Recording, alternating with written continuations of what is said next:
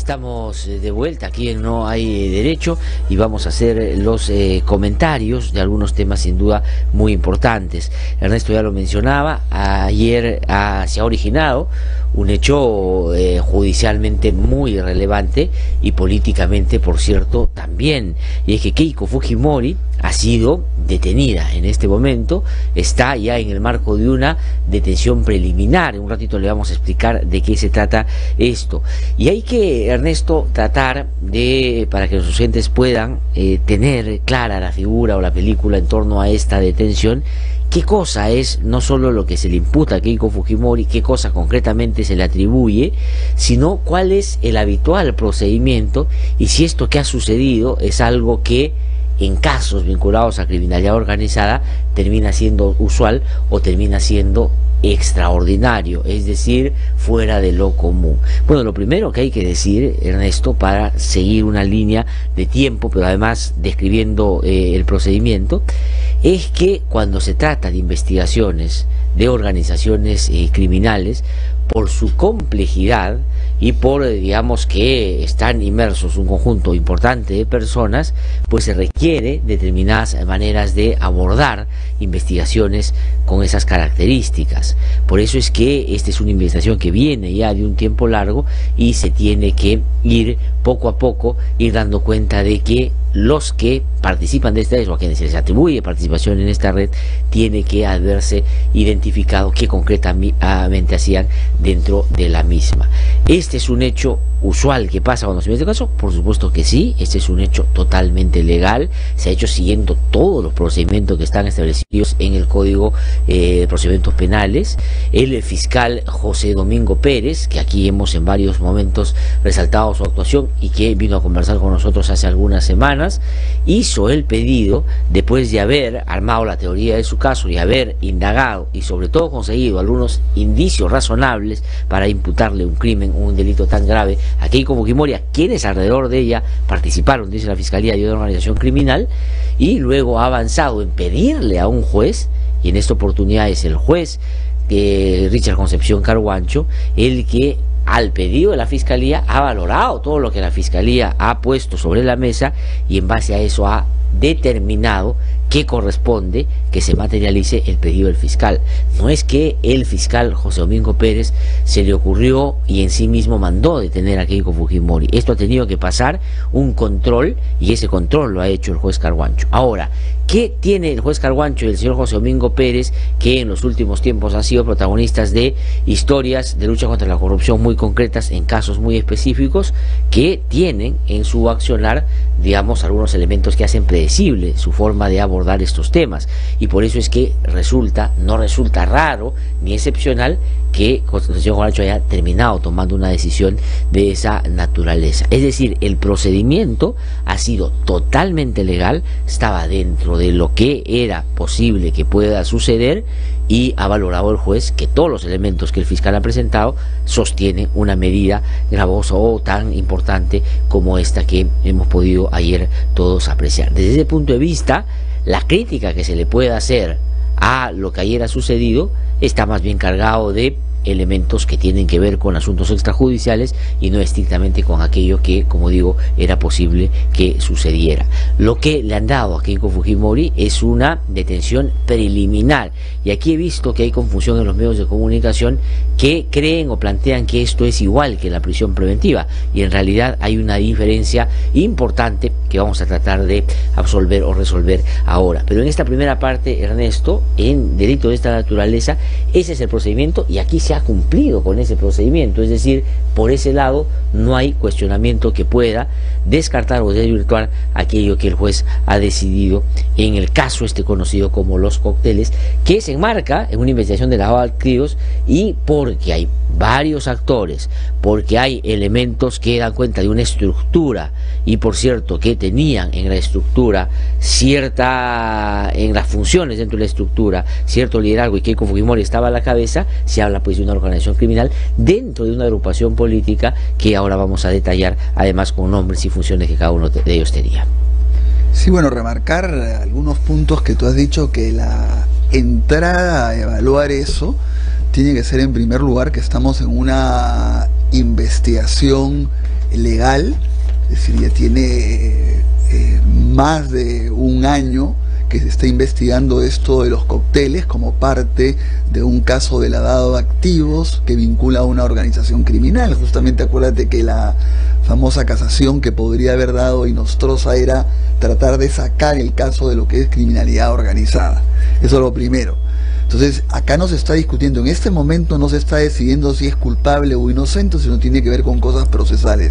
Pero dentro de una investigación que es absolutamente comprensible, legal, que hay los elementos para haberla iniciado y que está todavía en una etapa, digamos, preliminar. En segundo lugar, lo que has dicho tú también, creo que hay que tomar en cuenta, siempre es fundamental que acá estamos hablando de recursos previstos en el Código Procesal Penal. Lo estaban en el anterior y lo están de una manera mucho más definida en el nuevo Código Procesal Penal, como es la detención preliminar, que, como tú has dicho y vamos a ver después, es diferente a la prisión preventiva. Y se ha cumplido como el procedimiento, que es otra cosa importante. Acá no, el juez no puede decidir de oficio, de propia decisión, decirle voy a aplicar detención preliminar, sino es un fiscal, que es un órgano constitucional autónomo. Recuerden que la Fiscalía no tiene nada que ver con el Poder Judicial. El Ministerio Público es un órgano constitucional autónomo, así definido por la Constitución, y en cambio el Poder Judicial es un poder del Estado. Entonces es la Fiscalía que decide, hay los elementos suficientes como para que yo requiera una detención preliminar. Entonces ahí el juez de la investigación preparatoria, que en este caso corresponde a Richard Concepción Carhuancho, evalúa y podría haber rechazado, y sin embargo aplica la detención preliminar, que también está dentro de su campo de discrecionalidad que le da. De ese punto de vista tú no puedes cuestionar. O sea, tú puedes agarrar y, como vamos a ver, ¿estamos de acuerdo o no con lo que resuelve? Esa es otra cosa. Porque tú puedes agarrar y opinar sobre lo que decide un fiscal, lo que decide un juez, pero no se está tomando pues una arbitrariedad por el lado de que no estaba previsto en el código y yo aplico un recurso, el recurso que me da. Claro, porque aquí lo que se ha discutido, o algunos han planteado, sobre todo los defensores de Keiko Fujimori, más en el ámbito político, es que esto es inconstitucional porque se ha saltado los procedimientos y no se ha respetado lo que determina el debido proceso, ¿no es cierto? Y eso no es verdad.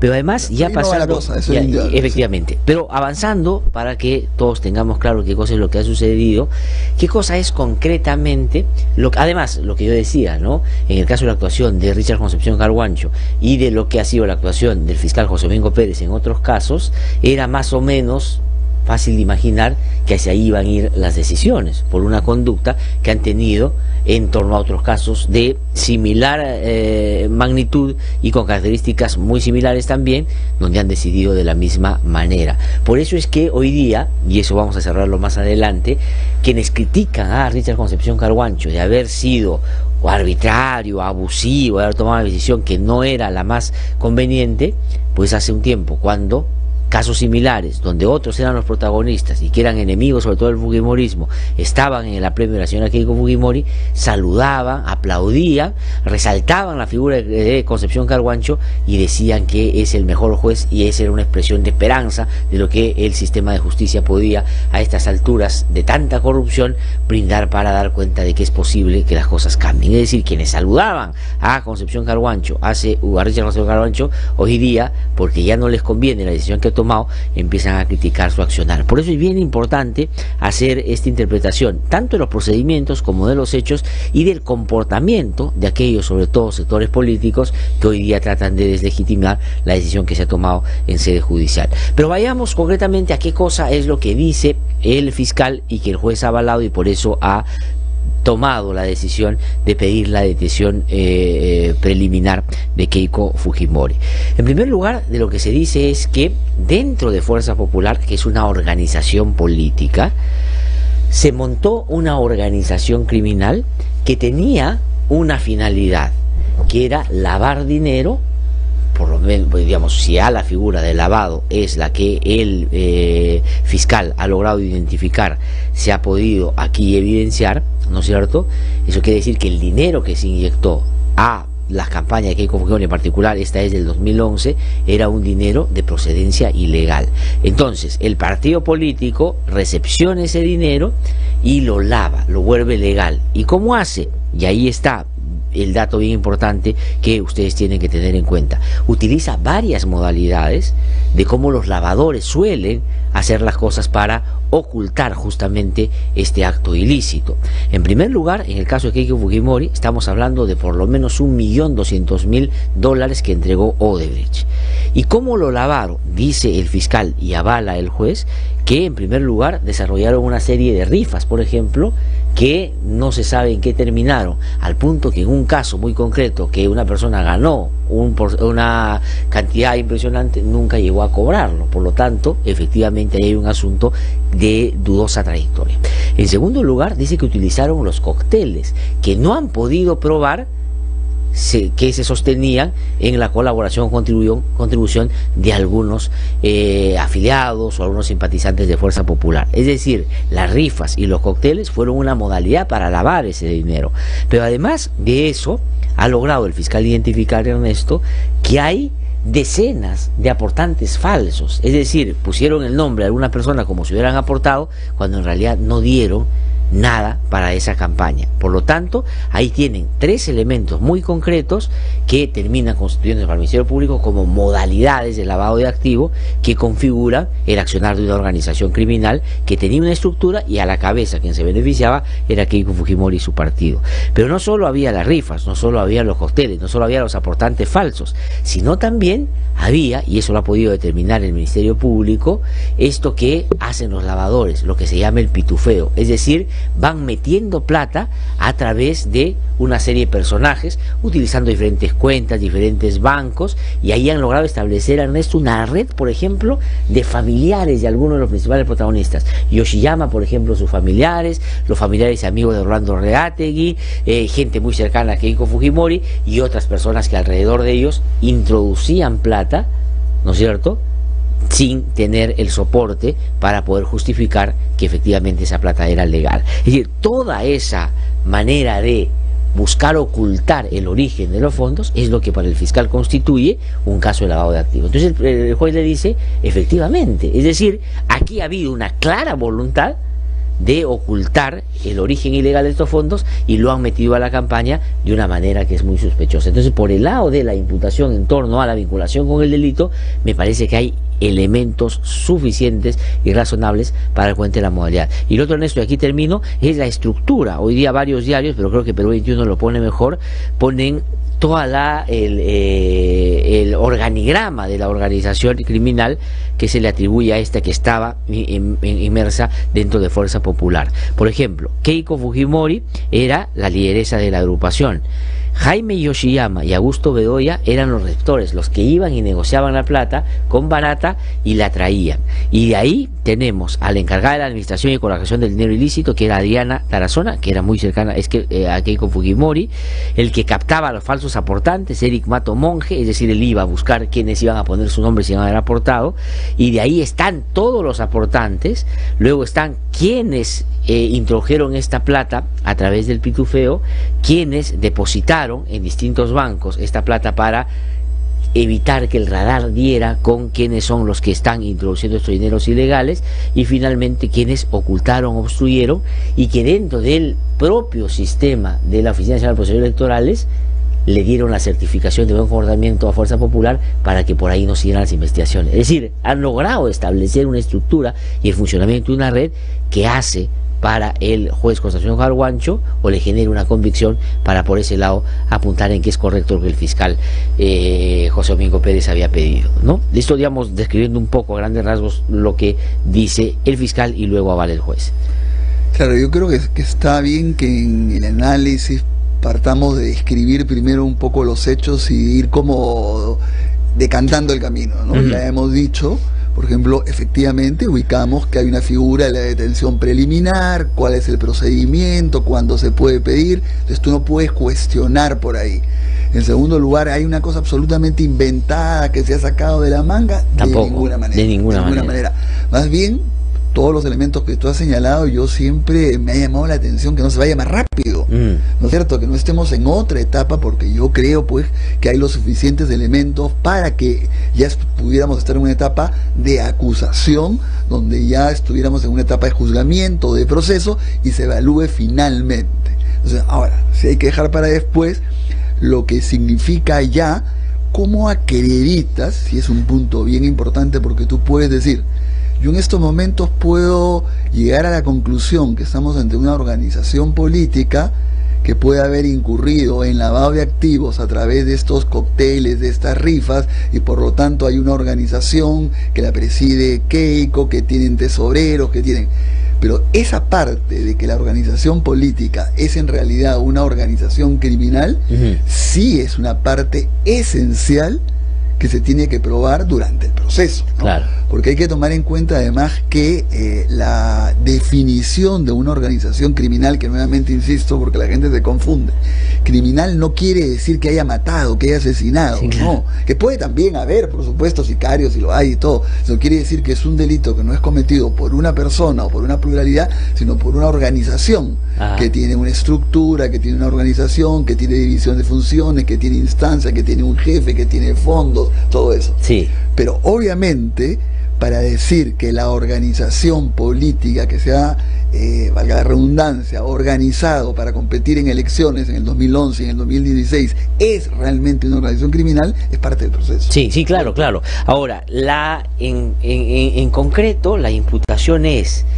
que dentro de Fuerza Popular se había generado una organización criminal que tenía el claro interés y voluntad de lavar dinero que venía de manera ilegal. Y claro, para vincularlo a cómo es que la organización política se beneficia de todo ese lavado, es que el fiscal logra establecer la conexión directa entre Jorge Barata, Yoshiyama y Bedoya, porque ahí entra a tallar también el elemento este de lo que dijo Barata, que le dieron plata a Keiko Fujimori, y donde describe cómo fue, y lo que Marcelo Odebrecht antes había dicho cuando le dice que le den 500 más a Keiko, y que el reportero fue el primero que lo publicó. Es decir, logran establecer la ruta de cómo sale el dinero de Odebrecht, cómo llega a la agrupación política, y cómo desde esta estructura de esta organización criminal es que se trata de ocultar esa inyección ilegal a la campaña. Y además hay, y lo ha puesto el fiscal en el sustento que después avala el juez, que se ha pedido el registro, por ejemplo, telefónico de Jorge Barata, y las veces que se comunicaba con Jaime Yoshiyama, pese a que Jaime Yoshiyama dijo que había conversado con él, creo que en 2 oportunidades y no más. Acá se desvirtúa lo que Jaime Yoshiyama, que es el único que no ha sido capturado, porque ha sido capturada 19 personas, porque está fuera del país, y de hecho en los próximos días va a regresar para afrontar la justicia. Es decir, aquí se ha configurado sobre ese punto, que ya cuando entremos a evaluar ya más un poco cuál es la posición sobre, un poco haciendo de si fueras fiscal, si fueras juez, ¿qué habrías hecho, no? Pero sí decir que en términos de la organización criminal, claro, en toda la sustentación que hay del requerimiento del fiscal y en la resolución de Richard Concepción Carhuancho, ya va un poco más allá a la hora de decir de por qué hay, por ejemplo, el peligro de obstaculización. Es porque la señora Keiko Fujimori preside una organización, y por lo tanto esa organización fue hecha con el fin de controlar el poder político, y por lo tanto ella puede influir en la toma de decisiones y todo. Entonces va un poquito más allá, sí, ¿no? Sí. Que eso es lo que tiene que verse. Cuando, o sea, digamos, toda esta primera parte, para seguir, digamos, este hilo conductor, para que todos nuestros oyentes que no necesariamente son abogados entiendan qué cosa es lo que está pasando, porque es un poquito complejo, y no es complejo para todos nosotros. No digo que solo los que nos escuchan no lo puedan entender bien, sino es un poco difícil de entender. Entonces, primero estamos que es legal lo que finalmente se ha hecho, porque eso se hace cuando son acciones criminales, por lo general, y yo diría casi siempre. En segundo lugar, todos los elementos que el fiscal ha podido acopiar en términos de la configuración de una estructura criminal, ya nosotros los hemos mencionado, y también creo que establecen claramente que así fue, que había roles, que había lavado de activos, que había la modalidad de cómo buscaron ocultar estos fondos ilegales que se inyectaban. Todo eso es parte de lo que ellos han tenido que valorar. Luego de eso, ya han tenido que sopesar también si es que habiendo considerado que hay una organización criminal que cometió lavado de activos, que la pena es alta, sí es que había posibilidad de obstruir la justicia y de, por cierto, fugarse, que es el otro elemento que han valorado también. Y ahí hay algunos elementos que también son importantes, que se han aplicado a otros casos. Por ejemplo, en el caso concreto de Fuerza Popular, efectivamente lo que dice el juez es que la manera como ha venido desarrollando su accionar político el fujimorismo y la fuerza y el predominio que tienen en el Congreso han dado cuenta de que ellos tienen un claro interés de que la justicia se acomoda a sus intereses. Y ahí hay un elemento bien importante que tiene que ver con lo que en los últimos días se ha conocido, y es que se ha podido ya identificar que Keiko Fujimori había estado en tratativas, en conversaciones con Inocencio Pariachi para justamente su caso, cuando llegue a la Suprema, se ha manejado de una u otra manera. Es decir, todos esos elementos de cómo se ha comportado esta agrupación política y su vocación e interés de querer manejar el sistema de justicia ha constituido para el fiscal y para el juez un elemento que lo llama a sospechar de que puedan intentar obstaculizar la justicia. Ese es un elemento. Y el otro es el peligro de fuga, donde ha argumentado también algunas cosas ahí, ¿no? Claro, y ahí entramos, ¿no es cierto?, al campo de, luego de lo que hemos ido desarrollando es, ¿y qué opinas finalmente de lo resuelto en el sentido del fondo? Es decir, ¿había o no había un peligro de fuga? ¿Había o no una obstaculización de la verdad? ¿Acá procedía o no solicitar la detención preliminar o era una prisión preventiva, ¿no? Y ahí yo tengo, como le comentaba a Glatzer, primero decir que yo acá opino de una manera absolutamente personal, porque yo ya no estoy trabajando en el IDL. Glatzer tiene la deferencia de invitarme a conducir junto con él los programas el día jueves, y en segundo lugar solamente mantengo un vínculo para cosas muy puntuales. Yo personalmente, individualmente, tengo el mejor concepto también de Concepción Carhuancho, de Domingo Pérez, pero los argumentos me parece que son discutibles. Es decir, no, a mí personalmente no me llega a convencer del todo. No me llega a convencer, simplemente comenzando porque yo creo que estando tan avanzado el caso, recurrir a una detención preliminar que está hecha, que tú vas viendo cómo está, por ejemplo, en la estructura del Código Procesal Penal. Entonces tú vienes y ves primero la detención, entonces comienzas una detención policial que tiene que ver con la flagrancia. Es decir, el policía te puede detener cuando te agarra cometiendo el delito o en las siguientes 24 horas. Después viene el arresto ciudadano, es decir, no está la policía, pero hay una persona cometiendo un delito en flagrancia. Y luego viene la detención preliminar, que también se pone en el supuesto de no hay flagrancia, pero tú puedes considerar que la persona, digamos, existen razones plausibles de que ha cometido un delito. Es decir, no lo estoy viendo cometer el delito, no han pasado 24 horas, pero existen razones plausibles para creer que esa persona sí ha cometido un delito. Y después sí, en todos los supuestos tienen que ver también con la flagrancia. El segundo supuesto es: el sorprendido en flagrante delito logra evitar su detención, o el que estaba en detención preliminar y se fuga. Entonces más tiene que ver con una etapa inicial, ¿no es cierto?, donde tú tienes una sospecha muy precaria de que puede haber cometido un delito y decides agarrarlo porque crees que se va. Entonces, te das cuenta, el argumento es razones plausibles, ¿no? Estando una investigación tan larga, yo hubiese preferido, por ejemplo, la discusión de la prisión preventiva. De la prisión preventiva, si hay lugar para ella, y tuvieras que discutir primero elementos de convicción. Es decir, a estas alturas ya estamos no para elementos plausibles, sino para ver, ¿hay elementos de convicción o no? Que son menos pruebas. Y lo otro, que generalmente la detención preliminar es cuando tú lo que necesitas es que la persona esté detenida para terminar algunas pruebas para poder ya ver si es que, por ejemplo, pide la prisión preventiva. Por eso es que se dice, para un delito común y corriente, antes era 24 horas, ahora es 48 horas. Se le va. Para algún tipo de delitos, hasta 15 días. Hasta 15 días. Entonces ya han habido las investigaciones suficientes para que estemos como en otro tipo, si se quiere, detención, otro tipo de detención. Me parece que va, un primer comentario que tengo es de debió irse por el lado de la detención preliminar, o si es que se quería privar de libertad porque habían estos peligros de fuga y todo, de repente debió pedirse una prisión preventiva, que es más drástica. Ahora, pero ¿qué es, yo creo, Ernesto, que lo que van a pedir inmediatamente? O sea, digamos, yo creo que van a pasar los días o antes, van a empezar a plantear ya la prisión preventiva.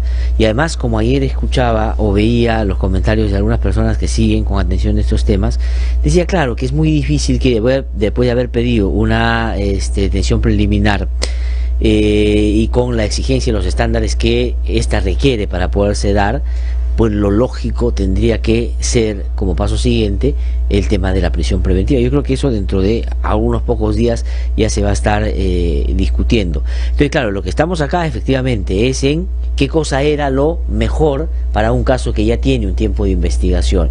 Ahora, yo no sé si los 10 días son para incorporar algunos elementos que se desprenden de algunas últimas declaraciones, porque hay que recordar que José Domingo Pérez acababa de llegar de Brasil, y lo que se ha conocido de Toño Camayo, por ejemplo, es un asunto que también recién se ha podido conocer. De pronto están terminando de corroborar unas cosas ahí para incorporarse en estos días. No lo sé, pero la cosa es que en términos de quiénes son los que han tomado la decisión y que esto estaba en el marco de lo posible, lo que ha terminado siendo esta decisión es un asunto que sorprende en el sentido de que no pensamos que iba a ser ayer, pero que podía ser de alguna manera, y eso es lo que ha sucedido, ¿no? Y ahora ya hay que ver la defensa desde el otro lado en términos legales, pero también la respuesta en términos políticos, ¿no? Está claro que Fuerza Popular y sus aliados, que son los apristas, que ayer han dado una muestra, una nueva señal de esta alianza muy fuerte entre el alanismo y el fujimorismo al salvar al señor Pedro Chávarri, pues han venido sosteniendo para tratar de defender a Keiko Fujimori y evitar que se sigan investigando estas cosas, que aquí hay un intento del presidente Vizcarra, que ahora resulta maneja el Ministerio Público, maneja el Poder Judicial, que quiere dar un golpe de Estado, y que esta es una manera de aproximarnos al 5 de abril del año 92. Es decir, su argumento político, y lo ha dicho Miguel Torres ayer en una conferencia de prensa, que él huele, intuye, cree que aquí hay un golpe de Estado agazapado, ha dicho, ¿no? Y que ojalá no sea eso, y que sea solo un error que pueda revertirse en el corto tiempo. Entonces yo creo que van a seguir levantando el argumento de que Vizcarra, porque ha observado el tema de la reforma constitucional en el punto 4 sobre la bicameralidad, porque dicen que quiere ser el Congreso de todas maneras, que ahora maneja el sistema de justicia, se está padeciendo a Chávez, a Maduro, y que estamos próximos a iniciar el camino irreversible hacia una dictadura. Hay que tener mucho cuidado con ese argumento, porque la insistencia de estos personajes de Velázquez, que es claramente ya un fujimorista, era que cierre pues el Congreso, acusaba de mentiroso al presidente, que cierre el Congreso, porque probablemente precipitar un escenario que en este momento hay que tratar de evitar, porque tenemos un presidente que por fin, después de haber estado en una modorra prolongada, ha decidido gobernar, y a ellos no les gusta que alguien al frente haga lo que le corresponde. Claro, ya la utilización política que se le va a dar, esta respuesta de Galarreta me parece pues peligrosísima. Hablar de un golpe de Estado, ha hecho hasta una invocación a las embajadas, ¿no? Sí. Ahora, pero también, por ejemplo, la otra parte que yo leía, lo resuelto por Richard Concepción Carhuancho, ¿no? En hay o no hay peligro de fuga. Primero, evidentemente, finalmente, por más criterios que se establecen en el Código Procesal Penal para tomarlos en cuenta y todo, es una cosa que subjetiva, ¿no es cierto? ¿Se va a fugar o no se va a fugar la señora Keiko Fujimori y los otros? Ya, hay casos en que la gente se ha fugado, estamos viendo a Toledo y todo.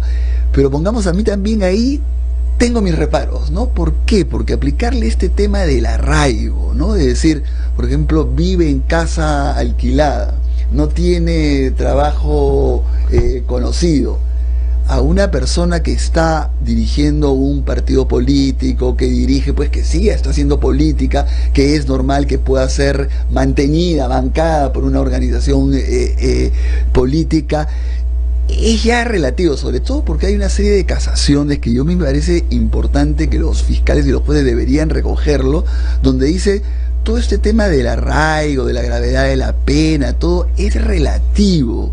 O sea, tiene que haber varios elementos y ponerlos en cada caso. Es decir, tú no le puedes aplicar y no me refiero a que porque es importante, sino si tú quieres ver si una persona trabaja o no trabaja para ver cuál es su comportamiento, sus antecedentes, es una cosa.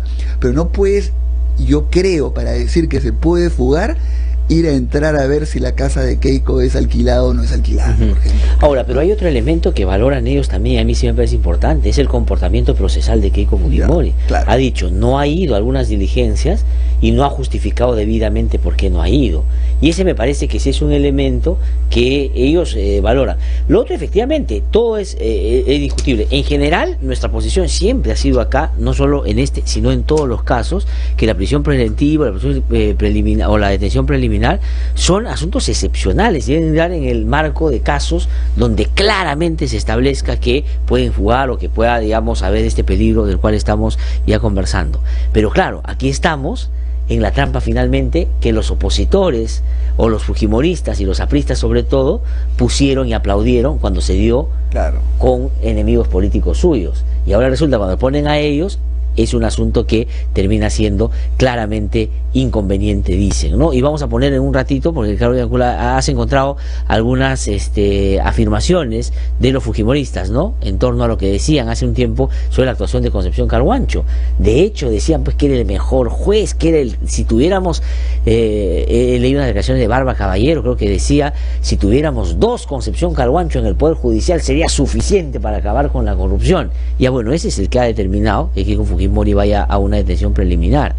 Y claro, eso lo decía en el marco de la detención de Ollantumala, de Nadine Heredia, que ellos aplaudieron a rabiar, porque claramente estaban o se refería a una persona o a personas que ellos querían que no les vaya bien, y que por supuesto con eso querían escribir la historia de la corrupción, pues ellos excluyéndose de esto. Y Keiko Fujimori ha terminado tan vinculada con el asunto de Odebrecht como varios otros personajes políticos que hoy día también están en apremios judiciales. No sé si tenemos la posibilidad de escuchar eso. ¿Tenemos ya los audios? No. ¿Ah? Vamos a escuchar lo que decía Luz Salgado en su momento, Ernesto, solamente porque es una de las personas que más por estos días se ha referido al comportamiento del juez Concepción Carhuancho. Vamos a escuchar qué decía. Esto fue cuando decidió el caso de Ollantumala y Nadine Heredia, ¿no es cierto? Escuchen lo que decía Luz Salgado. Nosotros tenemos que decir que todos los peruanos tenemos que respetar las instancias independientes del Poder Judicial, y en este caso respetar lo que dice la resolución que se ha emitido. Y lo que más bien invocaríamos es que se establezca de una vez el juicio rápidamente, ¿no? Los juicios que demoran no se aplica la justicia. En ese sentido, la invocación es que se vaya al tema de fondo. Bueno, eso decía Luz Salgado en ese momento. Rosa Bartra, hoy presidente de la Comisión de Constitución, saludaba a la prisión preventiva de Ollantumala, que dio el propio Richard Concepción Carhuancho de esta manera. Vamos a escuchar.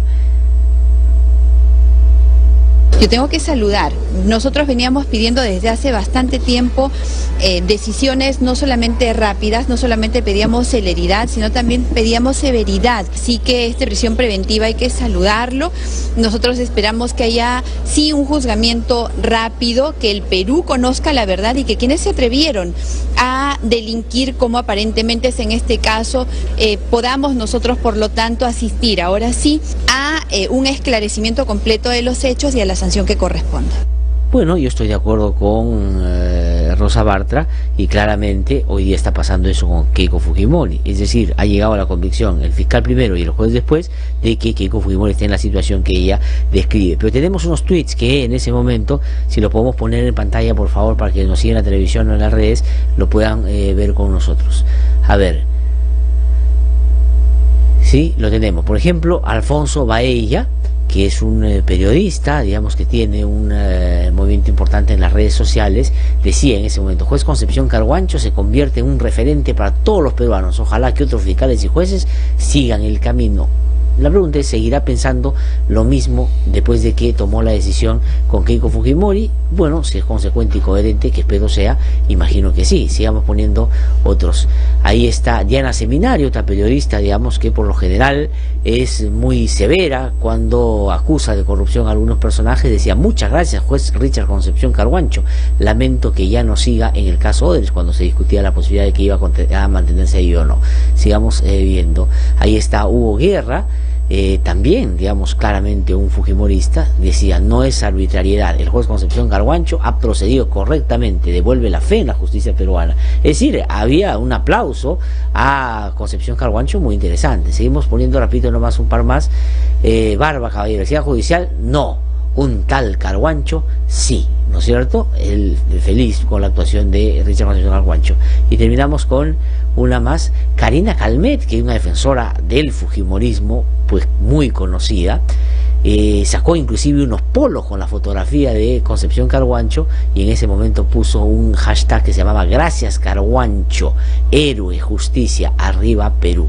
Ahora, como dice Eduardo Endolecidos el día de hoy, en el diario La República, seguirá regalando los polos de Carhuancho que en ese momento con mucha algarabía repartía o decía que iba a regalar. Bueno, sería interesante porque de lo que se trata es de alguna vez en la vida ser coherente con lo que uno piensa, solamente desde la lógica más política cómo se están defendiendo ellos, ¿no? Solamente un pequeño comentario. Yo creo que cualquiera que conoce cómo funciona el sistema judicial y todo sabe perfectamente que tanto el fiscal como el juez involucrados en este caso tienen muy buena fama en términos de probidad y en términos de capacidad. Ahora, yo también siempre he creído, y cuando hemos conversado con él acá en este programa con Concepción Carhuancho, que en este tema de la privación de la libertad, que debe ser absolutamente de manera excepcional, como que él opta por no correr como ningún riesgo. Sí. De repente, cuando uno sería juez, de repente haría eso.